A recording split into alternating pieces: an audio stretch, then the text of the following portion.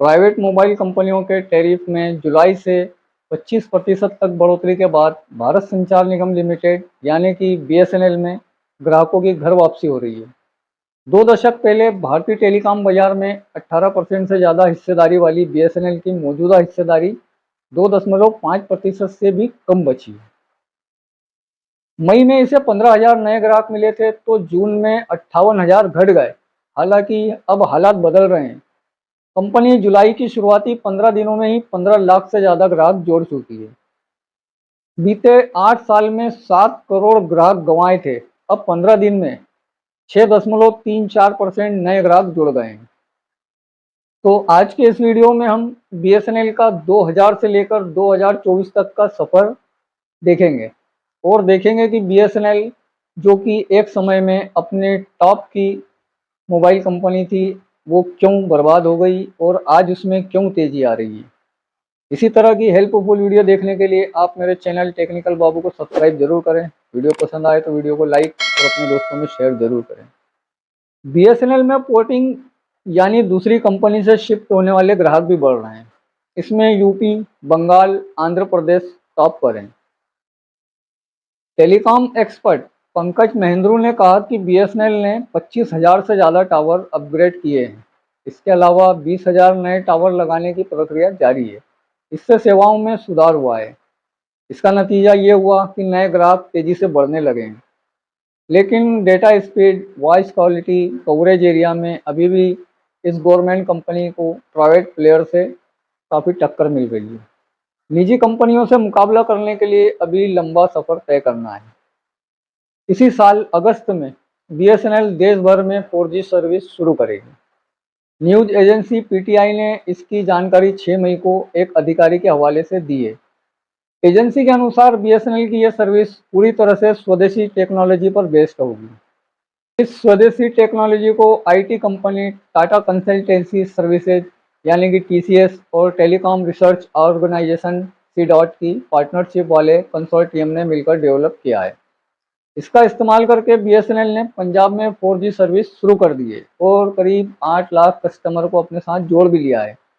PTI के अनुसार BSNL अधिकारियों ने 4G नेटवर्क पर 40 से 45 मेगाबिट प्रति सेकंड की मैक्सिमम स्पीड का दावा किया है, जिसे पायलट फेज के दौरान 700 मेगाहर्ट्ज के प्रीमियम स्पेक्ट्रम बैंड के साथ साथ 2100 मेगाहर्ट्ज बैंड में भी लॉन्च किया गया है। रिपोर्ट के अनुसार सी.डॉट की 4G टेक्नोलॉजी कोर पंजाब में बीएसएनएल नेटवर्क में बहुत अच्छा प्रदर्शन कर रही है। इसे पिछले साल जुलाई में इंस्टॉल किया गया था। ऐसी डिफिकल्ट टेक्नोलॉजी की सक्सेस को साबित करने में 12 महीने का समय लगता है, लेकिन सी.डॉट कोर 10 महीने में ही स्टेबलाइज हो गया है। कोर नेटवर्क एक ऐसा ग्रुप है जिसमें टेलीकॉम सर्विस से जुड़े नेटवर्क, हार्डवेयर, डिवाइस और सॉफ्टवेयर शामिल है। यह ग्रुप टेलीकॉम नेटवर्क में फंडामेंटल सर्विस जैसे aggregation, call control, switching, authentication, charging gateway functionality आदि में मदद करता है। टीसीएस तेजस नेटवर्क और सरकारी स्वामित्व वाली आईटीआई को 4G नेटवर्क तैनात करने के लिए बीएसएनएल से लगभग 19,000 करोड़ रुपए का ऑर्डर मिला है। इस नेटवर्क को आगे चलकर 5G में भी अपग्रेड किया जा सकता है। तो जो लोग 4G में बीएसएनएल में 4G पोर्ट करवा रहे हैं तो उन्हें थोड़ा इंतज़ार करना पड़ेगा। 2024 के एंड तक शायद हो सके तो पूरे हिंदुस्तान में बीएसएनएल अपना 4G नेटवर्क दे सकता है। बीएसएनएल पूरे भारत में 4G और 5G सेवाओं के लिए 1 लाख टावर लगाने के प्रक्रिया में है। कंपनी ने देश भर में 4G सेवा के लिए 9,000 से अधिक टावर स्थापित किए हैं। इनमें से 6,000 से अधिक टावर पंजाब, हिमाचल प्रदेश, पश्चिमी उत्तर प्रदेश और हरियाणा सर्किल में है।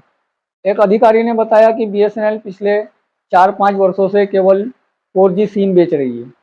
ऐसे में सिर्फ उन्हीं ग्राहकों को 4G सेवा का अनुभव लेने के लिए पुराना सिम हटाकर नया सिम लेना होगा। पीएम मोदी 6G नेटवर्क का रोड मैप लॉन्च कर चुके हैं। 2030 तक भारत में 6G सर्विस शुरू होने की उम्मीद है।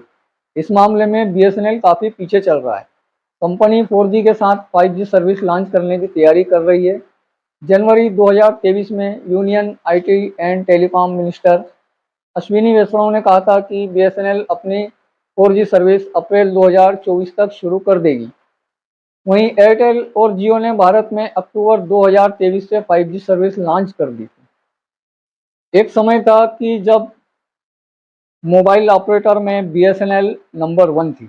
भारत के पूर्व प्रधानमंत्री अटल बिहारी वाजपेयी ने 19 अक्टूबर 2002 को लखनऊ में BSNL मोबाइल सर्विस की शुरुआत की थी। लॉन्च होने के मात्र 1-2 सालों में ये भारत के नंबर 1 मोबाइल सर्विस बन चुकी थी। निजी ऑपरेटरों ने BSNL के लॉन्च होने के महीनों पहले अपनी सेवाएं शुरू कर दी थी, लेकिन BSNL के सेल वन ब्रांड की मांग बहुत बढ़ गई थी। जब BSNL की सर्विस की शुरुआत हुई, उस वक्त प्राइवेट ऑपरेटर 16 रुपये प्रति मिनट कॉल के अलावा 8 रुपये प्रति मिनट इनकमिंग के भी पैसे चार्ज करते थे। BSNL ने इनकमिंग को फ्री किया और आउटगोइंग कॉल की कीमत 1.5 रुपये तक हो गई।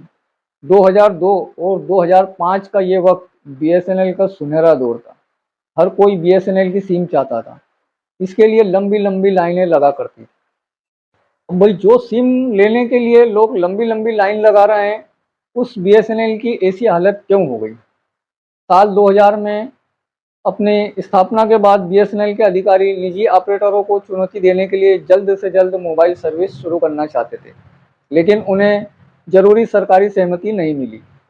जल्द से जल्द सरकारी सहमति नहीं मिलने का दौर आगे भी जारी रहा। 2006 से 2012 के बीच जहां BSNL की क्षमता में मामूली इजाफा हुआ, वहीं प्राइवेट ऑपरेटर कहीं ज़्यादा आगे निकल गए।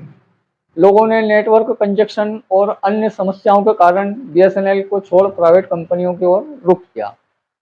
साल 2010 में जब 3G स्पेक्ट्रम की नीलामी हुई, तो सरकारी कंपनी होने के बाद भी BSNL ने हिस्सा नहीं लिया। बाद में BSNL को उसी दाम पर स्पेक्ट्रम मिले जिस दाम पर निजी कंपनियों को मिले थे।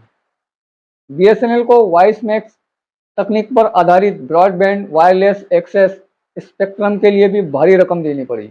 इसका सीधा असर BSNL की आर्थिक स्थिति पर पड़ा।